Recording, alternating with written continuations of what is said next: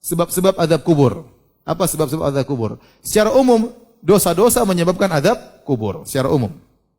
Dosa-dosa menyebabkan azab kubur. Namun di sana ada beberapa dosa yang dinaskan secara tegas menyebabkan azab kubur. Di antaranya adalah ghibah dan namimah.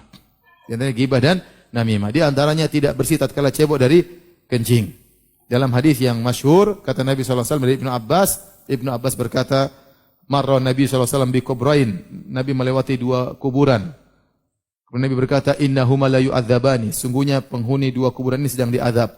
Wa ma yu'adzabani fi kabirin. Dan dua-dua ini sedang diazab bukan pada perkara yang besar. Artinya mudah mereka tinggalkan. Apa susahnya cebok dengan bersih? Kan mudah. Tapi dia buru-buru sehingga dia tidak pernah bersih. Apa susahnya tidak gibah? Diam aja. Kan selesai. Susah atau tidak gibah? Susah, senangnya gibah. Bisa ditinggalkan. Tapi mereka tidak meninggalkan. Kata Nabi, fa amma ahaduhuma fakana la yastatiru min bauli. Yang satu diadab karena tidak bersih dalam cebok buang kencingnya. Wa amal akhar fakana yamshi bin namimah. Yang satu dia diadab karena namimah. Namimah itu mengadu domba di antara manusia. Al-Imam Al-Bukhari rahimahullahu taala membawakan hadis ini tentang orang diadab karena namimah dalam bab tentang adab kubur karena ghibah, ya. Karena ghibah.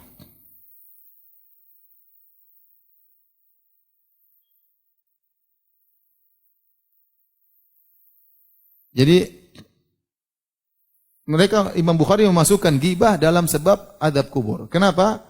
Karena dalam suatu riwayat selain di Sahih Bukhari, kalau tidak salah dari Abu Dawud, kata Nabi yang satu tidak bersih dalam cebok, yang satu karena ghibah.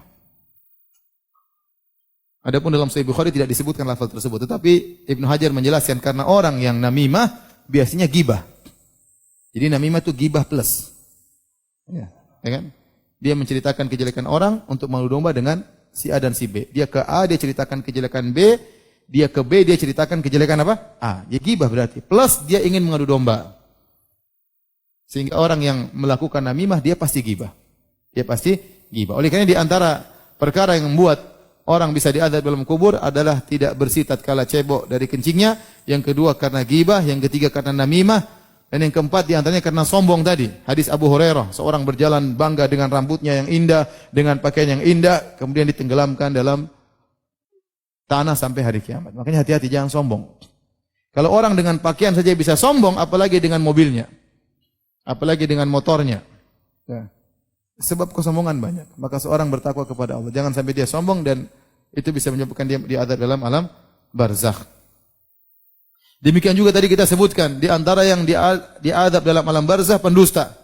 Dia dusta, satu dusta terser sampai tersebar ke penjuru dunia. Dan zaman sekarang sangat mungkin seorang melakukan demikian. Dia bikin status bohong, di-enter, disebar oleh banyak orang. Tersebar di grup-grup WhatsApp, tersebar di media sosial, padahal isinya apa? Dusta. Maka hati-hati. Ini sebab adab kubur. Di antara sebab adab kubur, makan riba. Makan hasil riba, disisikan azab kubur. Di antara sebab azab kubur zina. Orang berzina disebutkan Rasulullah melihat mereka sedang diadab dalam sebuah tanur, tungku yang bagian atasnya kecil, bagian bawahnya besar, kemudian dinyalakan api dari bawah. Mereka diazab dalam tungku sebelum hari kiamat kelak. Di antaranya seorang diajarkan Al-Qur'an namun dia tidak merojaahnya di malam hari dan di siang hari dia tidak mengamalkannya. Ini juga di antara dia diazab dalam alam barzakh.